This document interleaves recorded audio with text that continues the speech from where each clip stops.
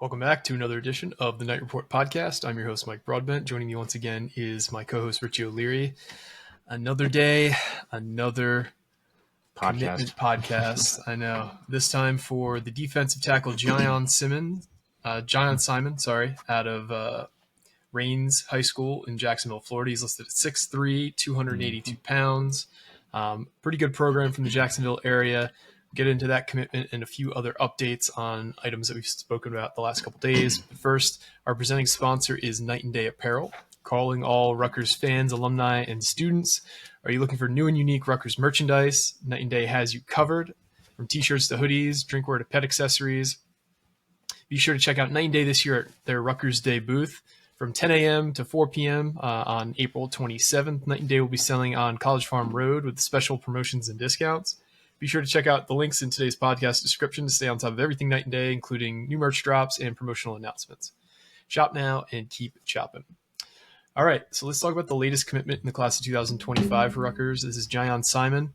He, like I said, is listed at 6'3", 282 pounds. He's a defensive tackle at Rains High School in Jacksonville, Florida. What is Rutgers getting in this kid, and how did this commitment come together? Rutgers is getting a massive defensive tackle. Actually played the season at around 270, 260-ish, I was told. But that 282 measurement that we have on his profile currently is from last weekend, or 2 weekends ago, whenever the Miami camp was. Last weekend was Charlotte. 2 weekends ago, 3 weekends ago? It was 3 weekends ago, because 2 weekends ago he was on campus at Rutgers. A long time coming for Rutgers getting a big defensive tackle, especially I shouldn't say highly ranked, but defensive tackles, like the big rank kids, like the high 4 stars and 5 stars, are usually like gone in a heartbeat because everyone wants them. This kid's probably that second tier level, but he's still a damn good pass rusher. He's a little more of an unknown because he's from the Jacksonville area, but they do play some solid football. He plays for a pretty good team. They went 10-2 last year. He put up some crazy good stats I just had popped up. 77 tackles, 15 tackles for loss, 10 sacks, all in 10 games. So that means he didn't play all 12, obviously. But hell of a get. This was a guy that a lot of people thought he was going to wait a little bit because he got USC in the fall. He got Colorado recently, and they were pushing for a visit. Iowa State was pushing for a visit. Louisville was pushing for a visit. NC State was considered an early favorite because he went to campus there in late March with his entire family, essentially. I'm told he went to campus with, if I read this correct, his mom, his dad, his little brother, his sister, his cousin, and his grandmother on an unofficial visit. So it kind of tells you where he felt about UNC or NC State. Did I say UNC before? I think I said UNC. I meant NC State. That's what I meant.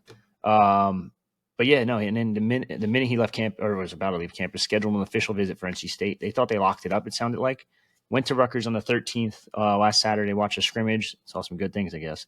And then that was it. Just kind of fell in love with Rutgers. Scheduled an official visit, and then a week later, or less than a week later, he's now committing to Rutgers. So it kind of tells you how he feels about Rutgers. Number one, it's a good relationship with the defensive line coaches between Colin Farrell and Cam Penny. I'm told Colin Farrell, I believe, was the lead recruiter here, along with a little assist from Joe Harris-Simiak as well. He might be one of the only DCs in the country that actually recruits. So I mean, this is just a huge get for Rutgers. Just a kid that had, and mind you, he had more than just those offers I named, like Auburn, Arkansas, I said Colorado, Georgia Tech, Pittsburgh, Maryland, Texas, Tennessee. These are big offers. Maybe they're not all committable, but I could tell you for a fact a good chunk of those Power 5 are. So good get. Yeah, and as we're seeing in the portal right now, one of the hardest positions to recruit for is the interior of a defensive line. This kid's a 5.6 3-star, so he's ranked pretty highly, but he's got the size, it sounds like, as well, to kind of potentially make an early impact. Is this the type of kid who, do you agree, could he make an early impact, or do you think he's going to be like most defensive linemen and take maybe a couple years to get into the rotation? I think he could definitely make an early impact. He's a guy that's really interesting to me for the sole fact that he's a very talented pass rusher. He's good at using his hands. I didn't get to go to the Rivals Miami camp this year, but after talking to some of the guys that were down there, they all raved about him. They actually thought this was like USC, Texas, Colorado, NC State. They didn't see Rutgers. Well, he didn't visit Rutgers at that time. So they didn't really see Rutgers as a factor. And then he visited Rutgers and they got him, and that's it. But really good pass rusher. Now these camps, you got to take it with a grain of salt because some guys are bull rushing. A lot of the offensive linemen are holding, as you could probably see in one of the pictures in the article if you checked it out by now. The one guy has him like by the throat, but he still apparently won that rep. Wow.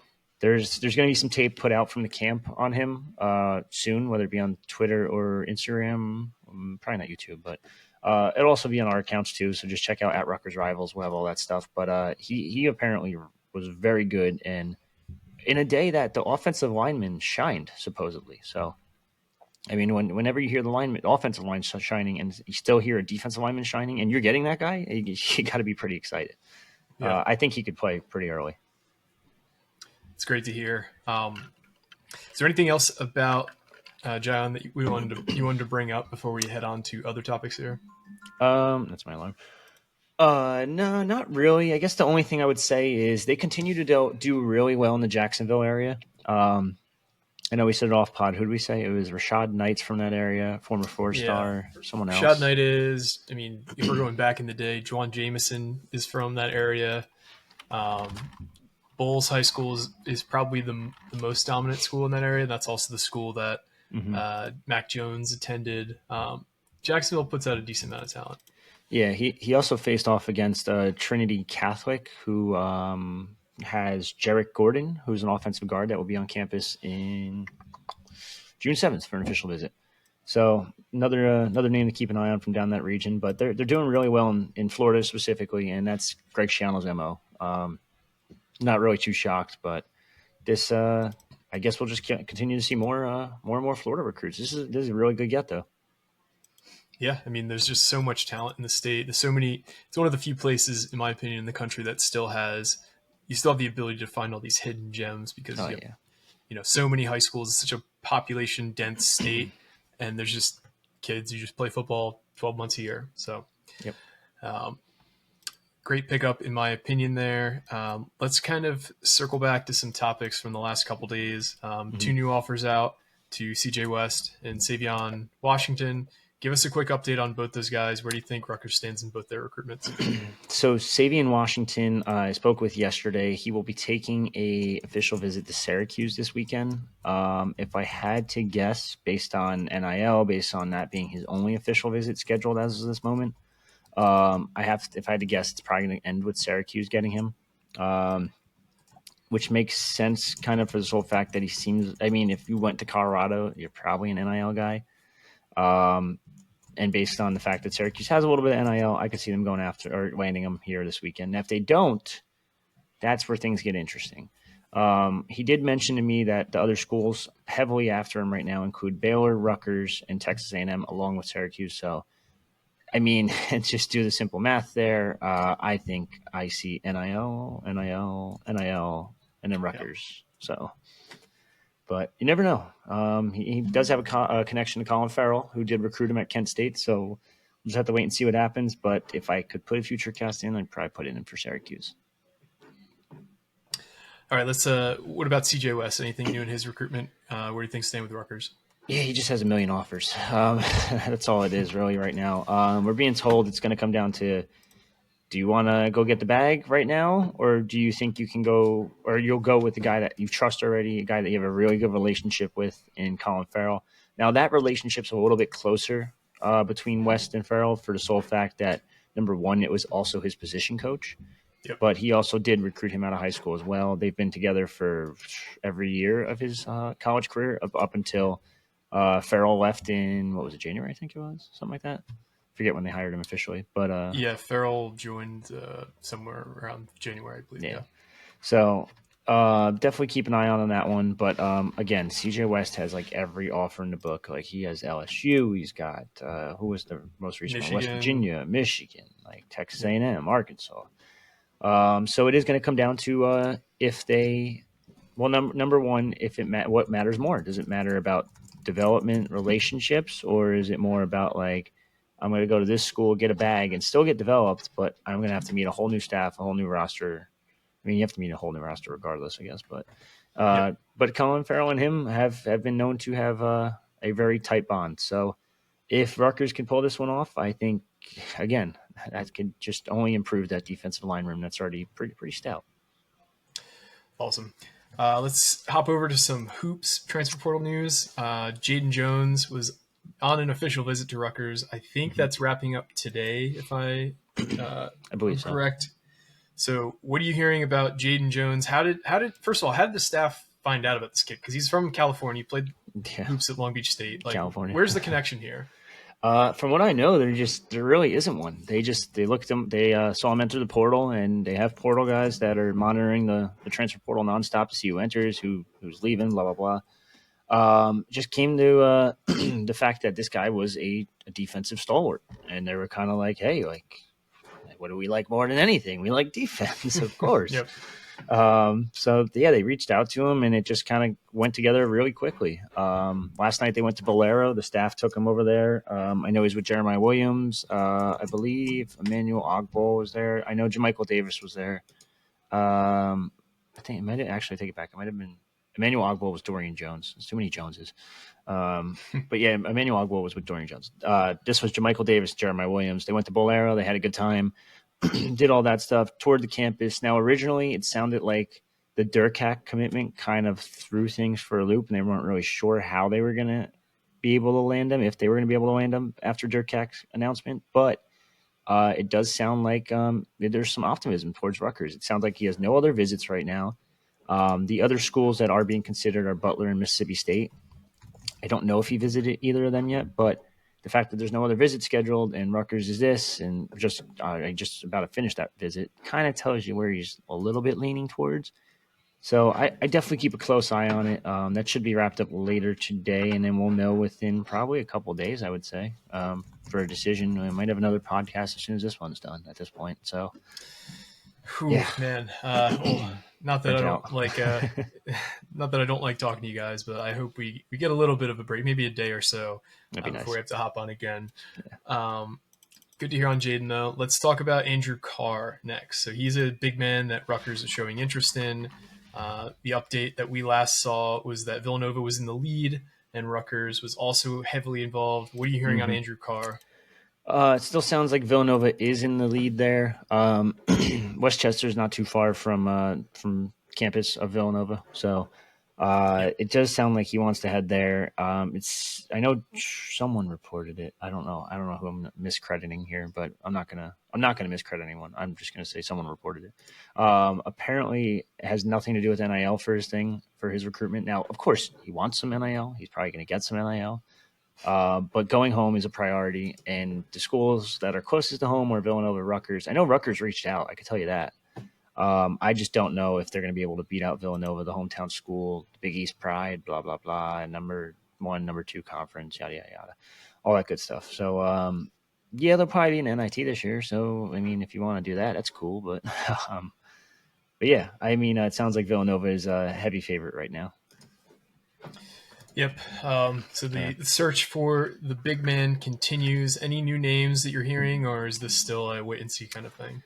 Just kind of waiting and seeing what's going to happen. I know we mentioned it yesterday or one of the 3-4 podcasts we've done in the past couple of days. Because Sean Pryor is expected to go out to LA this weekend. Again, still don't know if that's for a visit or not because he didn't answer my text yet. But yeah, I would assume it's probably for a visit. You don't just go randomly into LA when you're from Florida in the transfer portal. And yeah, so I don't think that's going to be one that's going to fall in favor of Rutgers. So I think they're definitely going to have to look elsewhere. I don't know where they're going to look. That's the big question, but we'll have to wait and see.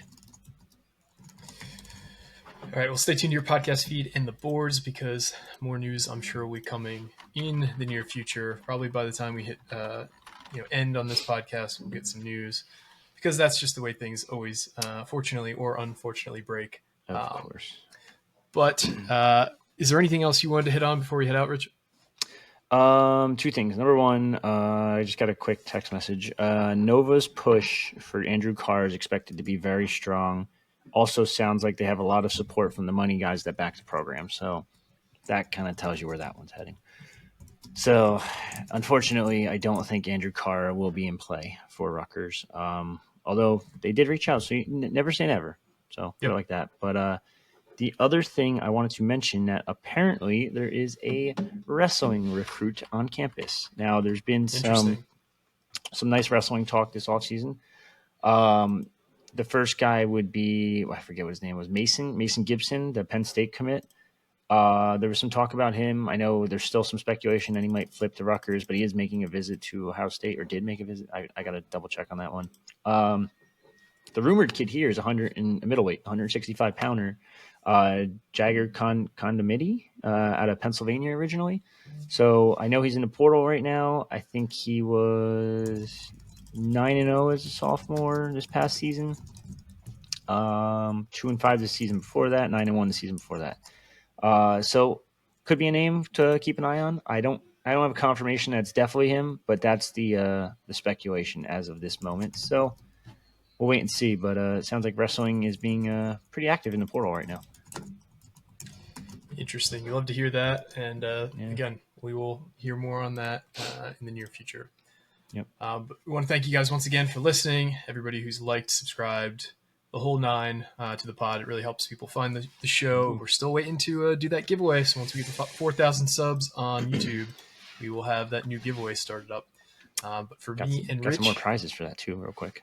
Just saying. Oh yeah, let's hear it. Yeah, I'm just saying I got the football jersey, the all stitched Rutgers football jersey. I got a Dylan Harper signed trading card. Got another one of those bad boys. Yeah. There was something else. What else? Oh, a TKR t-shirt, TKR subscription for a whole year. And there was something else. I forget what else. Ooh, there might be. I'm working on something that has to do with sneakers. We're working on something. Interesting. I'm just saying. Pending they have your size available too, whoever wins the so-called prize. But we are 30 subscribers away, so make it happen. Make it happen. But that is it for today, guys. This has been another edition of the Night Report Podcast. Signing off.